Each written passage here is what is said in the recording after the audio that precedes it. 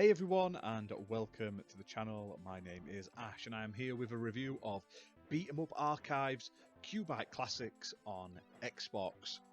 Now, this was developed by Pico Interactive and published by QUByte Interactive, who were kind to send me a copy for this video, so big thank you to them for that. And this game was released onto the Xbox Store on the 15th of the 6th, 2023. Now, this is another one of those classic re-releases of arcade games from the 90s. This collection features two sort of side-scrolling beat-em-up games, Iron Commando and Legend. Now, the first game in this pack is Legend. Now, this is a sort of fantasy-driven hack-and-slash game, very sort of similar to Golden Axe in ways. It's developed by Arcade Zone, and it originally came out on the SNES. Now, I've never played either of these games, and I really like the look of this one.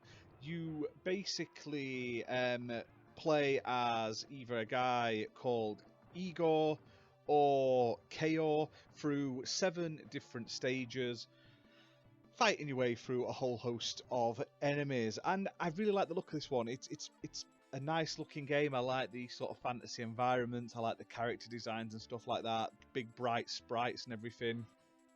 You have a block button, you have obviously a couple of different attacks, pickups for high scores and health and stuff like that.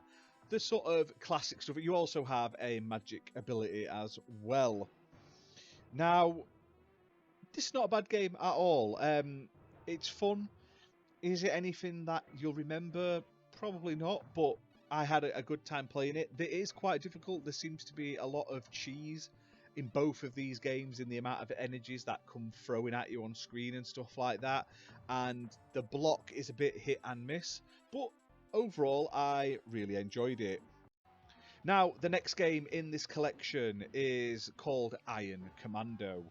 Now, this was also developed by Arcade Zone for the SNES, and originally this came out in Europe, and it never got released in America because Sony were the publisher and they stopped publishing on the SNES to focus on the PlayStation. So this will be the first time this has really come to US players if you haven't picked it up on Steam since Pico released it there.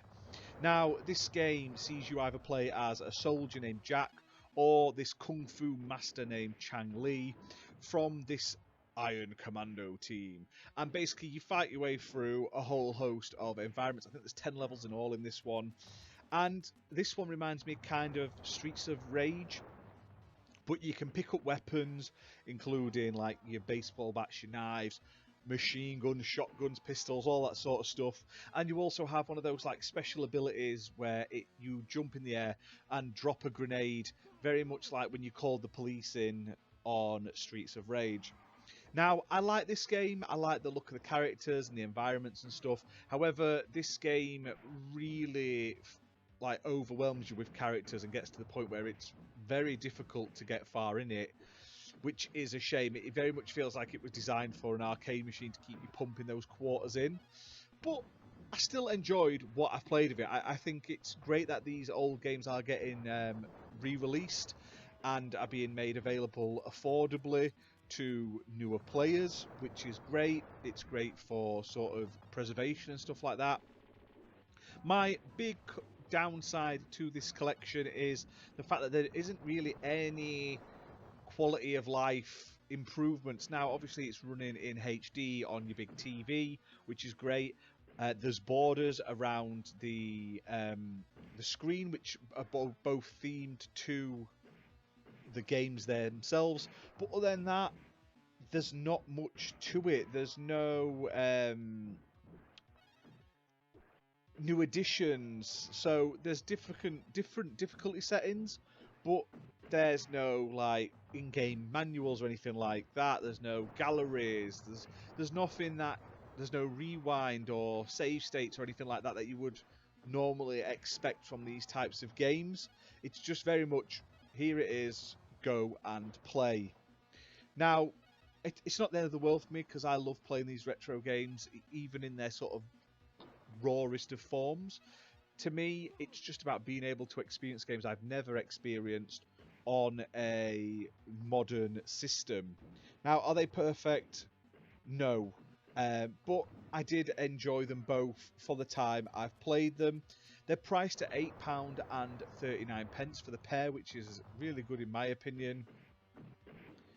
And it's always great when these sort of games see the light of day, and I really hope they keep pumping out these classics collections. They've done a few now. I've had the pleasure of being able to play and record and reviews for quite a few of them now, and I always enjoy them. Even like the worst of the worst retro games interest me because it's just like looking back in history, but being able to actually physically play it instead of just like looking at a picture or something like that. And I love it. I love seeing how games have progressed from what they were like back in the day to what they're like now.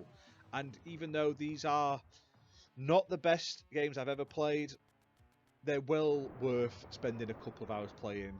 So you may want to check it out in a sale if you think like the price is a bit too high. But other than that, I think it's a nice little collection. It could have just done with a few bits of improvements, maybe some more additions.